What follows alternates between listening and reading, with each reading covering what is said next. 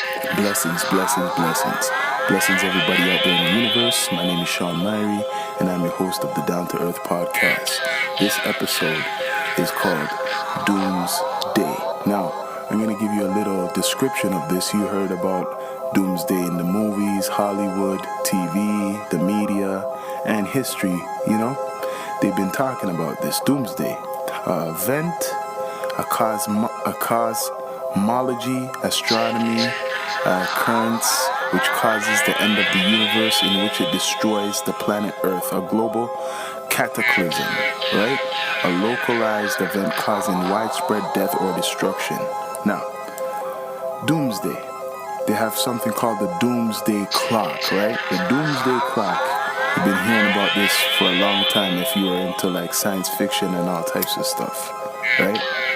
So, for example, the Doomsday is always in February. February, Doomsday, and it's normally at the end of the month. This year it's a leap year. It's February 29th, so it's a leap year. Doomsday. So, let's talk about this Doomsday. How do you get prepped for this destruction? What could happen, or this big event in the world? How do you get prepped for this? Are people prepped? Because the people who they call doomsday preppers, they call them crazy. Those are conspiracy theorists at heart. People who collect things for survival. People who have made bunkers for survival, right? People who believe in the doomsday. The whole doomsday story about something happening to the earth, either by an asteroid or by our own earth turning on us, right? So doomsday. Let's look this up. What is the doomsday scenario on earth? So, doomsday, the scenario, possibly events that causes human extinction or destruction of most life on earth. Armageddon. So, it's like the end of the world, or the physical world, the material world. They made many movies on this. Many movies they have done on this. I can't even name all the movies, but they done plenty movies on this.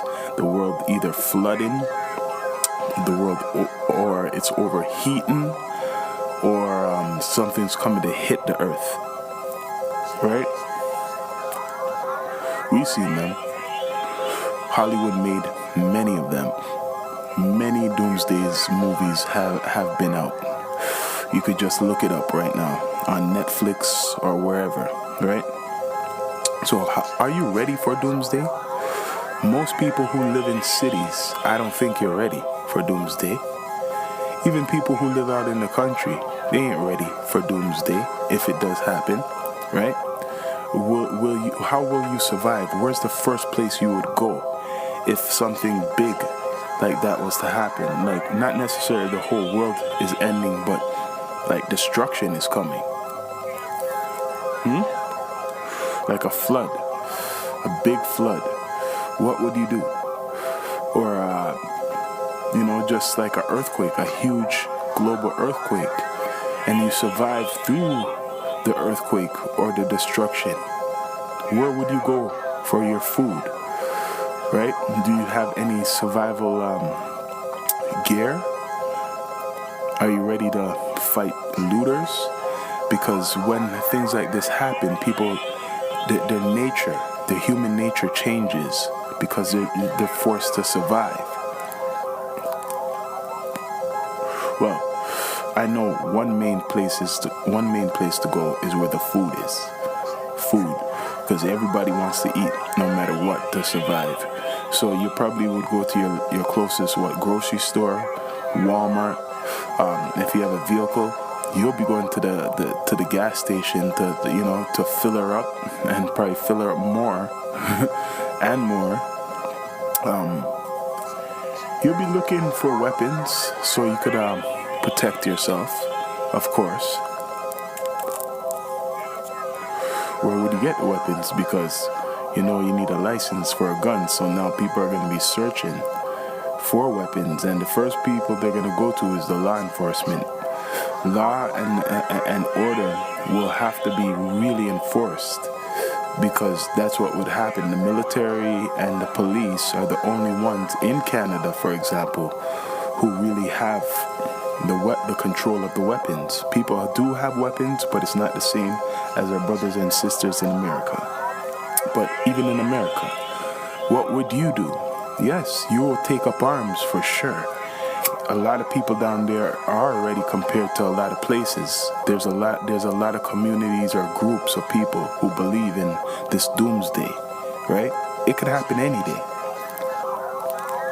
Doomsday. But they have it marked on a calendar. February, at the end of February, normally I think it's the 28th. This year it's a leap year, so it's the 29th. So, are you ready? Do you have food stored away? Do you have, water stored away? Do you have survival gear stored away? Are you in shape to survive? Do you know when it will come? No one knows if it will come or when it will come. But if it was here and it was winter time, that's even worse because it's cold. The weather works against you. How would you survive in a colder climate area on Earth? Because some people live in warmer climates, some people live in colder climates. Which type of climate would you rather be in to survive the doomsday?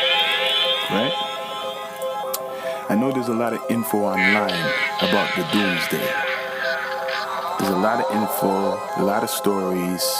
It's like I said, they made movies on this. People would go crazy. The economy wouldn't be the same. People are not worrying about the system, the computer system anymore. If things go crazy, there is no internet. Lack of communication. Like I made an episode about the phone, so it'll be a big version of that. Imagine no internet. Our main way of communication knocked out. Now you gotta do it the old school way. Travel, like horse and buggy. So one way to have some hope of survival is to try to practice it without the devices or the technology which they provide us, right? Because that will be gone. So you will have to practice natural ways of living and surviving in, for example, the wilderness, like how to make fire, how to keep yourself warm, how to build, right? Those are the people who probably will be surviving, people who know how to do things with their hands, right?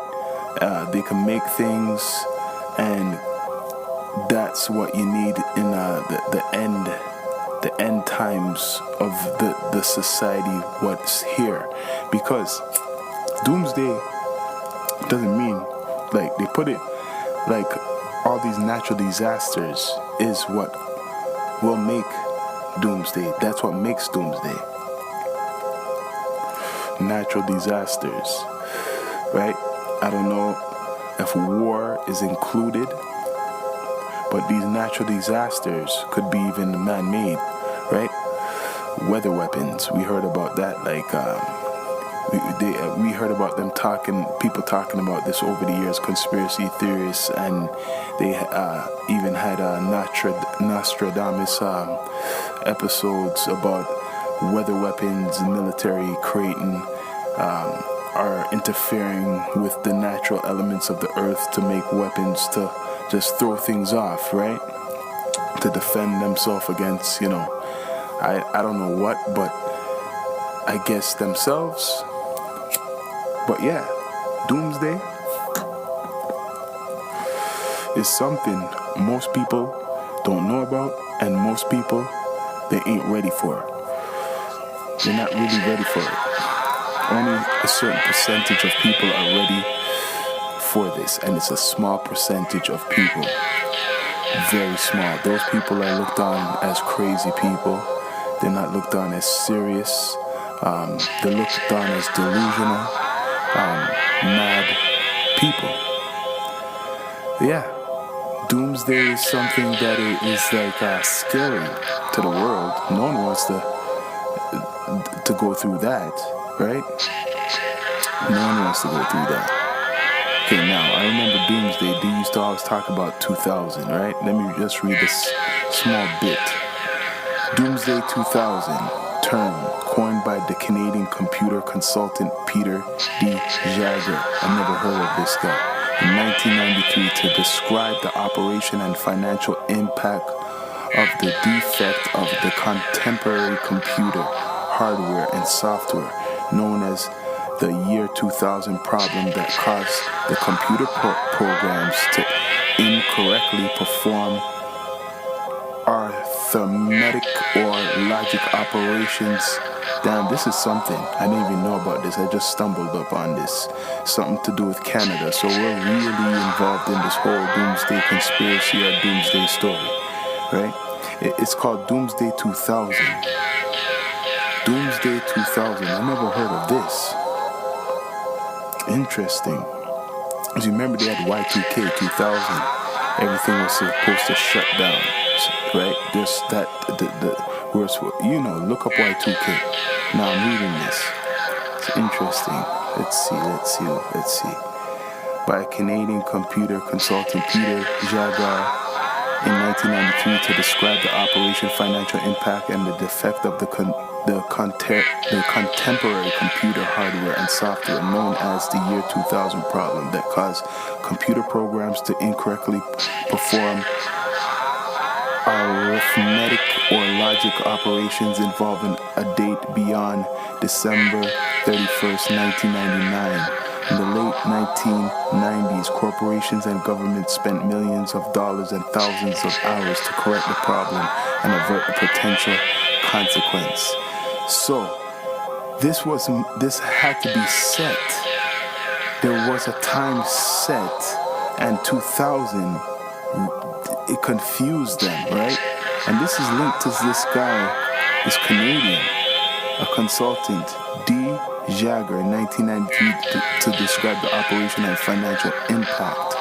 Say it couldn't go beyond the Doomsday 2000, couldn't go beyond a certain time, the computer. That was what was believed and would have shut down everything, right? Because there's this doomsday clock people talk about.